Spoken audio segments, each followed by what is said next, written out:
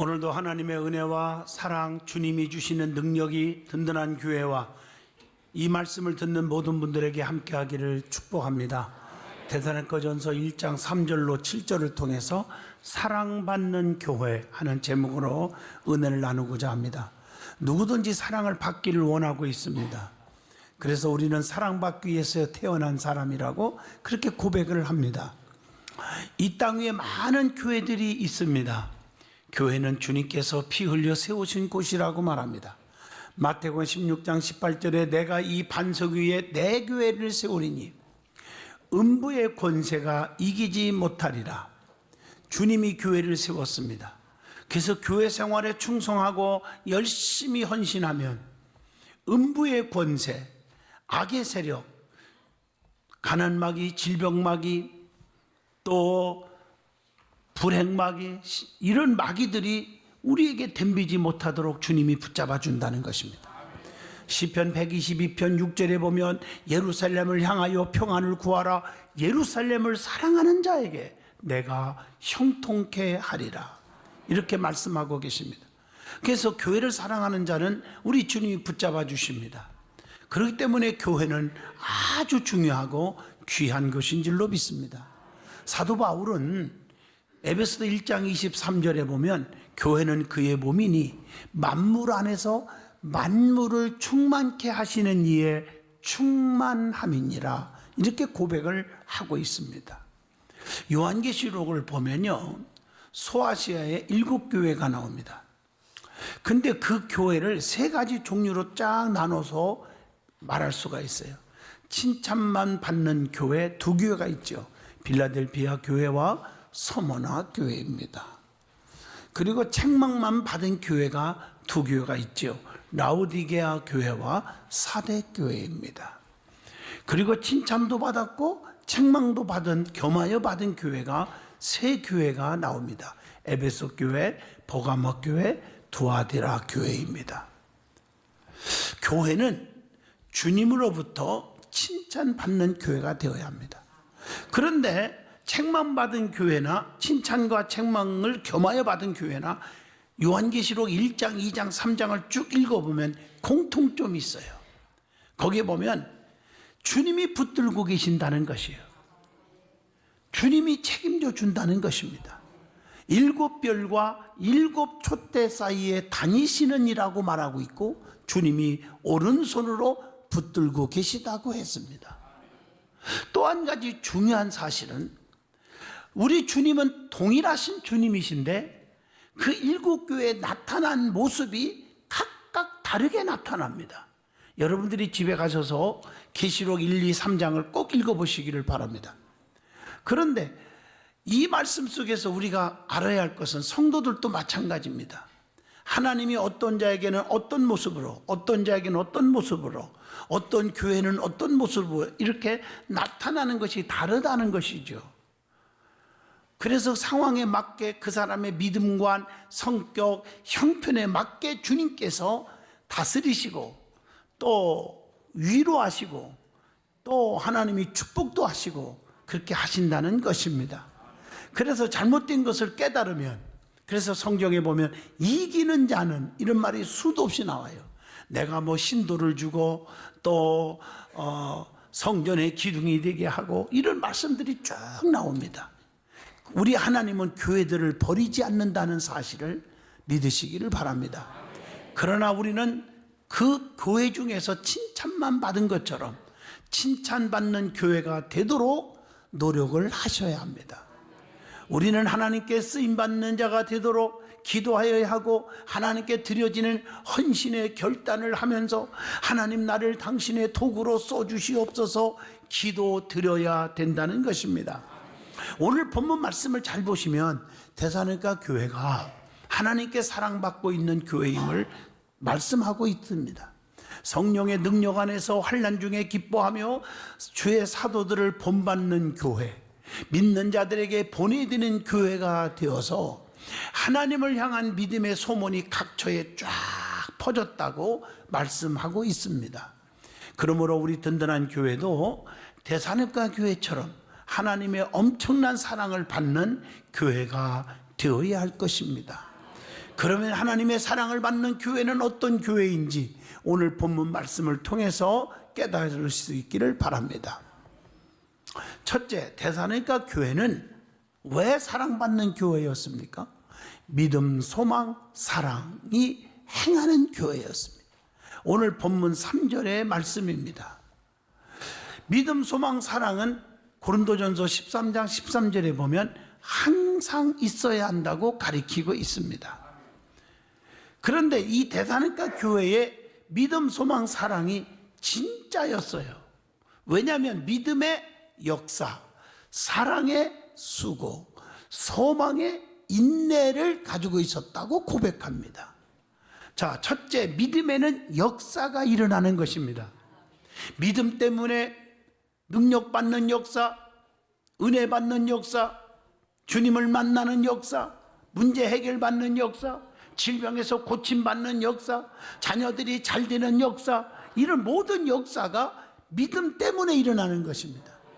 그래서 믿음은 사랑으로 역사한다고 갈라디아서 5장 6절에 말씀하고 계십니다.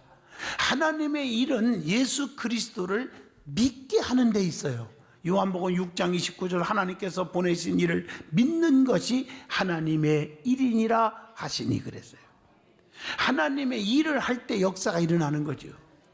또 우리가 모든 것 실천할 때, 행위가 동반될 때 믿음의 역사가 반드시 일어나고 온전케 된다고 야고보서 2장 22절에 말씀하고 계십니다. 믿음은 능력 자체입니다. 마태복음 17장 20절 보면요, 겨자씨 하나만큼 보이지도 않는 그 조그마한 믿음이 진짜 있다면요, 이 산을 명하여 여기서 저기로 옮겨지라 하면 옮겨질 것이요, 또 너희가 못할 것이 없으리라 그랬단 말이에요. 우리가 진정한 정말 믿음이 없기 때문에 역사가 안 일어나는 것이지, 겨자씨만한 믿음이 진짜 있다면 기적이 일어난다고 성경은 가르쳐주고 있습니다. 그래서 마가복음 9장 23절에 예수께서 이르시되 할 수 있거든이 무슨 말이냐? 믿는 자들에게는 능치 못할 것이 없느니라 분명히 말씀하고 계십니다. 근데 그 믿음이 로마서 10장 17절 보면 들음에서 나며 들음은 그리스도의 말씀으로 말미암았느니라. 말씀을 들을 때 예배를 통해서 믿음이 자란다는 것입니다. 두 번째는 소망의 인내가 있었다고 했습니다. 주님을 바라보고 십자가를 딱 붙잡고 있을 때 인내할 수가 있어요. 히브리서 12장 2절의 말씀.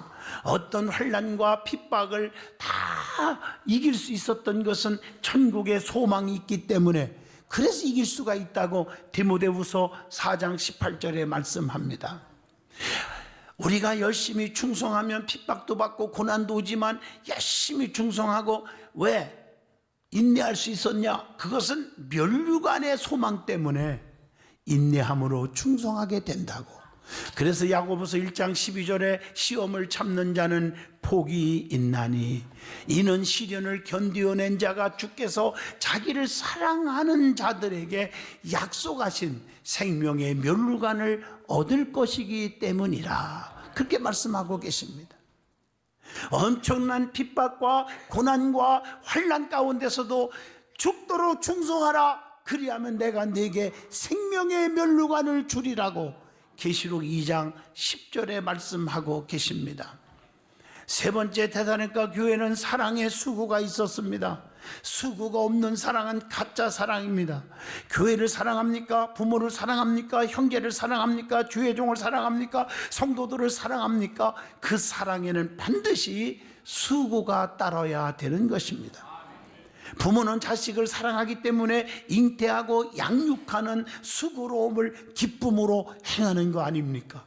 교회를 사랑하면 교회를 향한 반드시 수고가 따라야 되는 거 아니겠습니까? 그러므로 데살로니가 교회는 믿음의 역사와 소망의 인내와 사랑의 수고가 있으므로 하나님의 사랑받는 교회가 된 것입니다. 두 번째, 데살로니가 교회는 하나님의 선택하심을 받은 교회였다는 것, 그게 4절의 본문에 기록되어 있습니다. 사도 바울은 이 대사님과 교인들이 하나님의 은혜를 받고 그 은혜 안에서 열매를 맺게 됨을 하나님을 향하여 감사했다고 했습니다. 본문 4절 말씀처럼 하나님의 택하심을 받은 자가 하나님의 사랑을 받게 되는 것입니다. 하나님의 선택은 분명히 하나님의 사랑하심에 있다는 것입니다. 그래서 요한일서 4장 10절 보면 우리보다 하나님은 먼저 우리를 사랑하셔서 선택하셨다고 했습니다. 선택함을 받으면 하나님께서 우리를 어떻게 하십니까? 책임져 주시는 것입니다. 그래서 이사야 43장 1절로 4절에 지명하여 불렀나니 너는 내 거다. 내가 너를 선택했어. 그래서 물 가운데 가도 안 빠져 죽고 불꽃에서도 다 죽지 않게 하신다고 약속한 거 아닙니까? 데살로니가 후서 2장 13절 보면 하나님은 우리를 처음부터 택하여 주사 구원을 얻게 하셨다고 말합니다. 성도는 하나님의 택하심을 어떻게 해야 돼요? 굳게 해야 되고 절대로 넘어지거나 다치거나 실족하지 않아야 되는 것입니다. 베드로후서 1장 10절의 말씀입니다. 누가 뭐래도 나는 하나님이 택한 자야, 하나님이 나를 붙들고 계시오, 이런 담대함으로 살아가시기를 바랍니다. 세 번째로 본문 5절입니다. 데살로니가 교회는 성령의 능력이 임재하는 교회였다는 사실입니다. 오늘날 교회들을 보면 성령의 능력을 인정 안 해요. 부인하는 교회들이 있어요. 여러분, 성령 회방죄는 사심이 없어요. 성령 회방죄가 무엇인 줄 아십니까? 성령님을 인정하지 않는 거, 성령님을 부인하는 거예요. 그리고 성령님을 받아들이지 않는 거예요. 성령님을 비판하는 거예요. 오늘날 성령의 역사로 기적이 일어납니다. 은사가 나타납니다. 하나님은 어제나 오늘이나 영원토록 동일하시니라. 천지는 없어질지 몰라도 내 말은 1.1핵이라도 변함이 없다겠습니다. 죽은 나사로를 무덤에서 살리신 분, 오병 이후에 기적을 행하신 분, 물이 변하여 포도주가 되게 해서 가정을 행복하게 하신 분이 지금 여기 계시다는 사실을 믿어야 할지니라. 히브리서 11장 6절에 말씀했잖아요. 부인하면 안 돼요.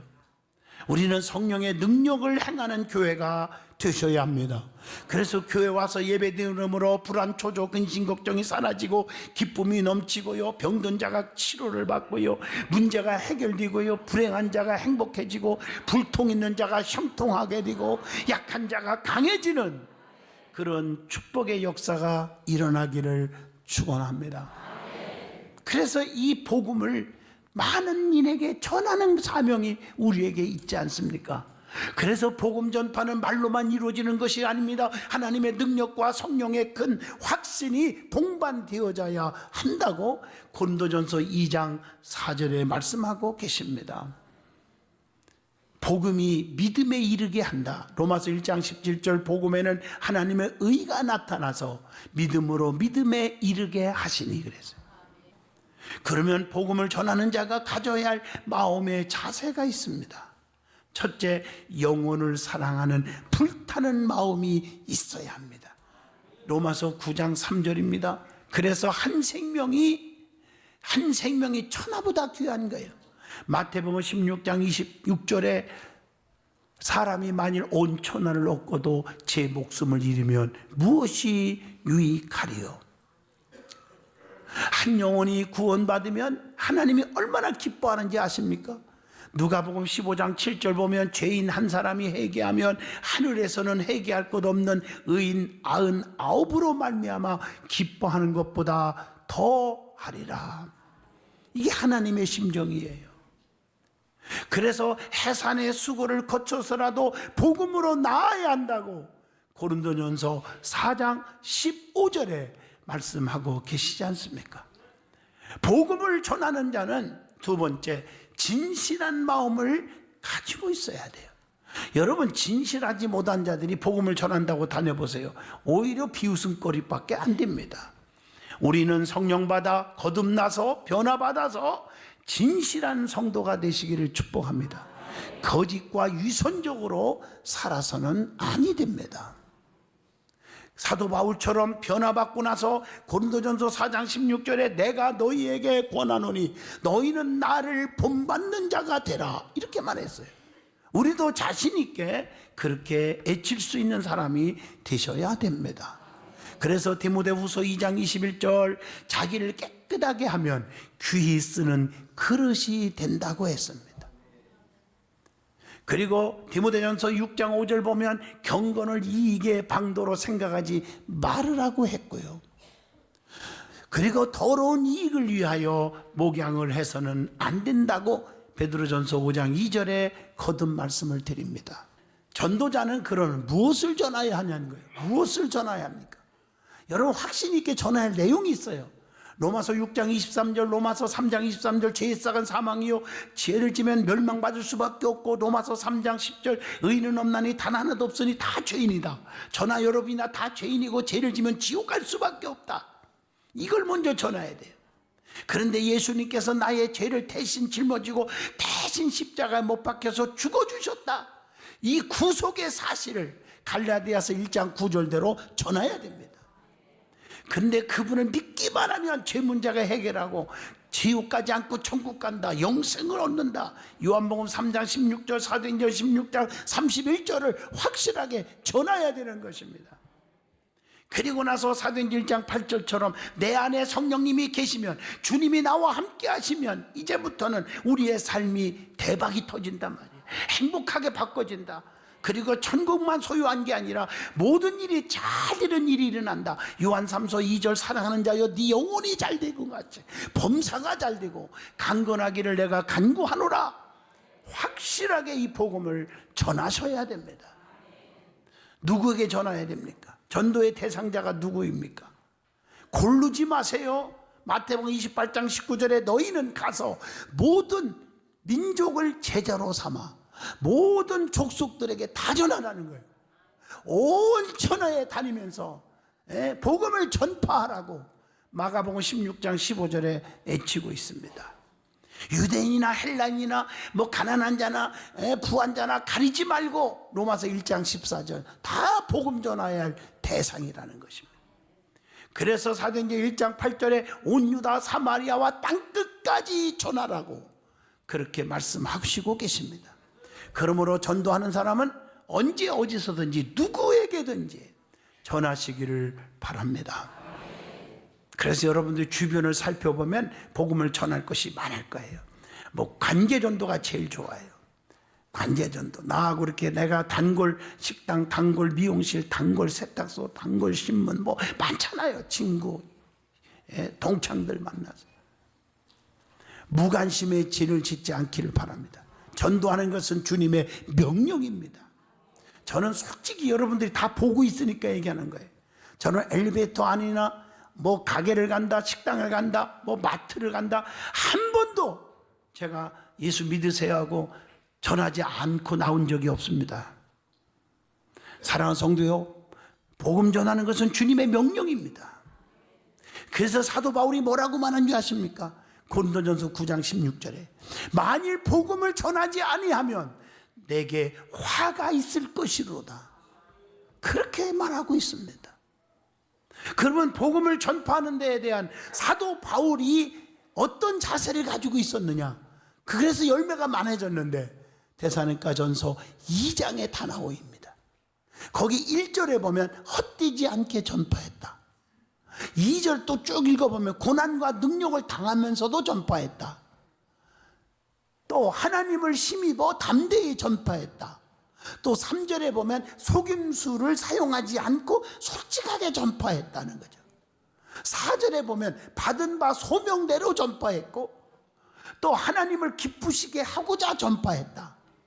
5절에 보면 아첨의 말을 사용하지 않고 전파했다 그랬고 6절에 보면 인간의 영광을 구하지 않고 전파했다는 것.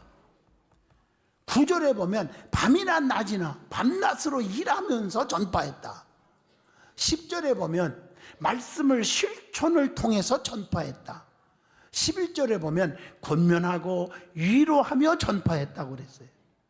13절에 보면 하나님께 감사하면서 전파했다.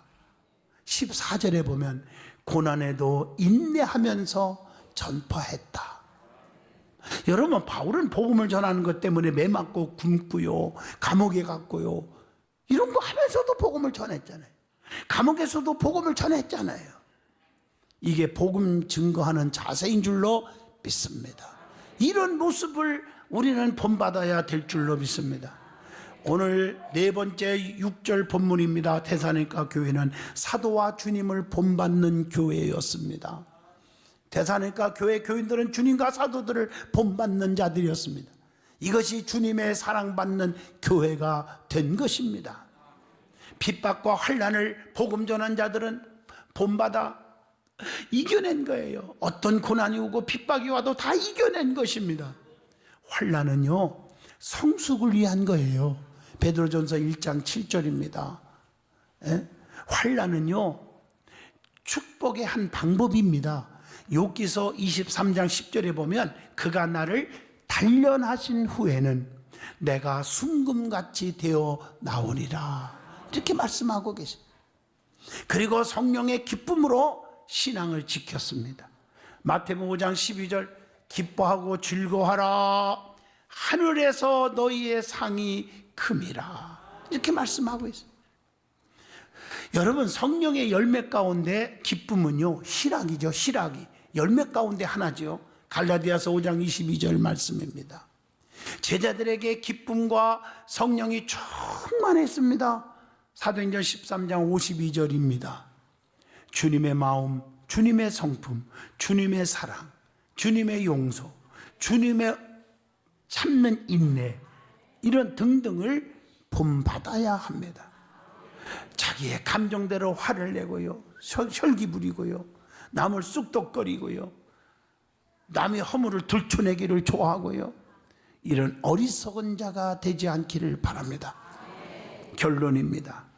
주님의 사랑받는 교회가 되면 주님으로부터 칭찬을 받고 하나님의 은혜, 하나님의 기적, 하나님의 축복이 넘치게 되는 것입니다.